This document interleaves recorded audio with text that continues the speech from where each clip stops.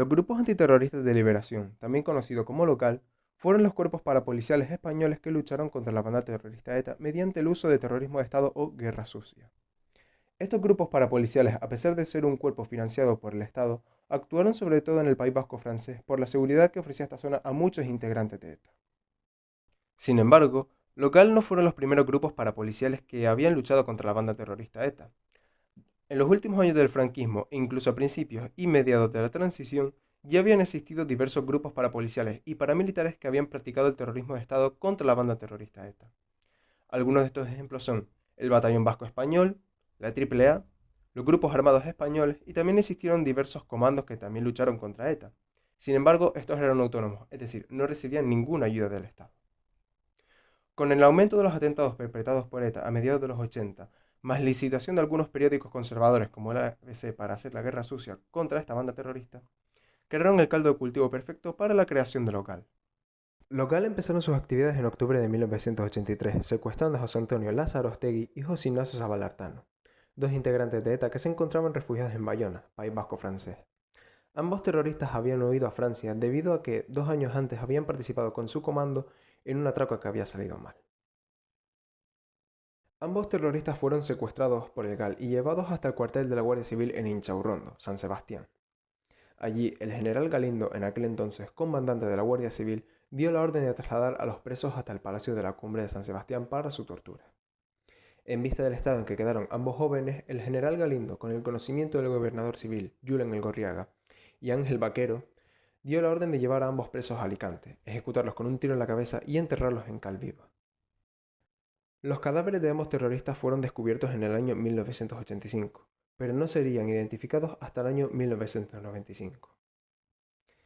En el año 2000, el general Galindo, el teniente coronel Ángel Vaquero, el gobernador civil de Guipúzcoa y otros dos integrantes de la Guardia Civil que habían participado en ese acto fueron juzgados y condenados. En total se suman 365 años de cárcel.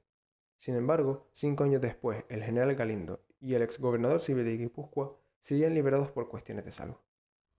2 meses después del primer acto de Local, 3 mercenarios subvencionados por el Ministerio del Interior secuestraron a Segundo Marey, un hombre de 51 años sospechoso de ser cabecilla de ETA. Añadir primero que no era un integrante de ETA y tampoco se relacionó con este grupo, es decir, todo se trató de una confusión. El 4 de diciembre de 1983, dos de los 3 mercenarios tocaron a la puerta de Segundo Marey.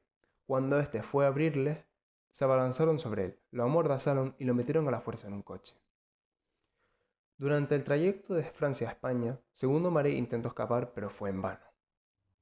Sin embargo, al defender su inocencia, los agentes se dieron cuenta de que se habían equivocado de objetivo, pero igualmente decidieron continuar con la operación. El coche llegó hasta la localidad de Ancharinea, Navarra, donde Segundo Marey fue entregado a un grupo de policías nacionales bajo las órdenes del subcomisario José Amedo. Una vez en la península, Segundo Marey fue trasladado a una cabaña en Cantabria, donde pasaría allí más de 10 días con la cabeza tapada. Finalmente, cuando se pudo demostrar su inocencia, fue liberado a 3 kilómetros de la frontera francesa en Dancheriné. La operación general fue bastante desastrosa. Se habían equivocado de objetivo y, por otro lado, los mercenarios que habían participado en el acto fueron juzgados y condenados poco después de la operación en territorio francés.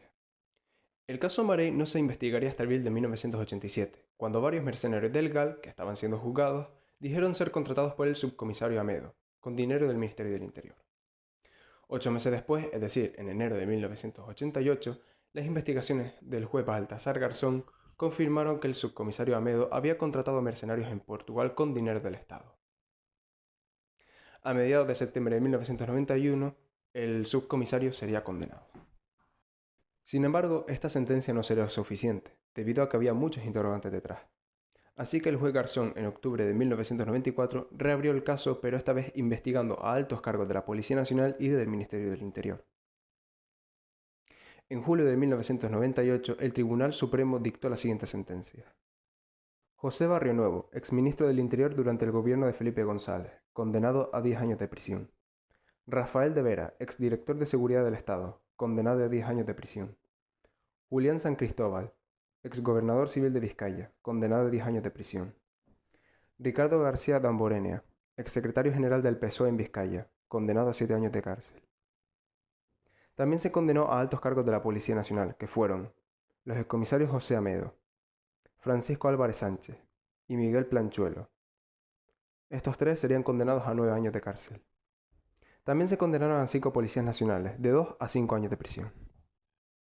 Todas estas personas fueron condenadas por secuestro, malversación de fondos públicos y amenaza de muerte debido a que Segundo Marey, durante su encierro, fue amenazado por un policía. Por otro lado, la víctima, es decir, Segundo Marey, fue indemnizada con 30 millones de pesetas, unos 180.300 euros aproximadamente. Sin embargo, también hay que añadir que Segundo Marey desde aquel entonces no volvió a ser el mismo debido a que padeció estrés postraumático. Un par de meses después de esta sentencia, es decir, en septiembre de 1998, el presidente Aznar ofreció un indulto parcial a José Barrionuevo y a Rafael de Vera. Sin embargo, esta libertad no le duraría mucho, porque en el año 2001 el Tribunal Constitucional lo volvió a juzgar y a encarcelar. Pero tampoco serviría de mucho esta sentencia porque al poco tiempo sería liberado de nuevo. Local perpetraron más acciones durante un total de 4 años, en la que se incluyen asesinatos, malversaciones y secuestros. Un total de 27 personas murieron a manos de estos grupos, de los cuales resultaron heridos y muertos algunos ciudadanos franceses que no tenían nada que ver con ETA. De todos los atentados, el más sangriento fue el del Hotel Montbar, en la que murieron tiroteados 4 miembros de ETA y resultó herida una persona inocente. Los actos de Local tuvieron muchas consecuencias a nivel político y a nivel social. Las consecuencias a nivel social se las debemos a los reporteros, debido a que fueron las primeras personas en investigar este tipo de casos.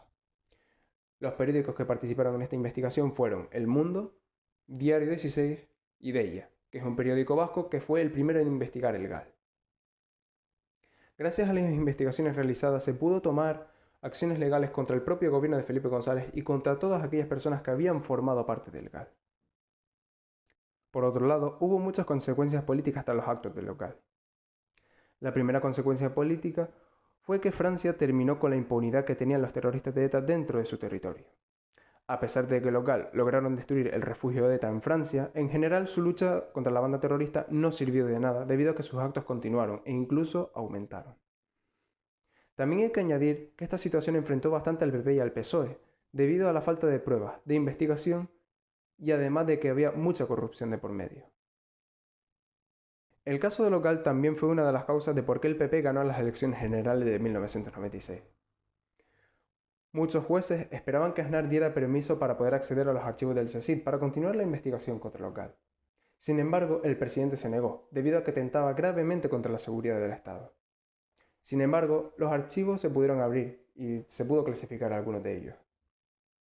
Gracias a las investigaciones realizadas por el juez Garzón y por algunos reporteros de los periódicos que he mencionado, se pudo conocer la estructura y los mandos del GAL. En total existían 4 GAL: el verde, que era el de la Guardia Civil, el azul, que era del Cuerpo de Policía Nacional, el marrón, que era el del CSID, y el francés. Los GAL, a pesar de tener un objetivo claro, lo único que hicieron fue combatir el fuego con más fuego, debido a que sus actos no ayudaron a disolver a la banda terrorista ETA. Por otro lado, la creación de este grupo hizo daño a una joven democracia que tan solo llevaba existiendo desde hace unos pocos años.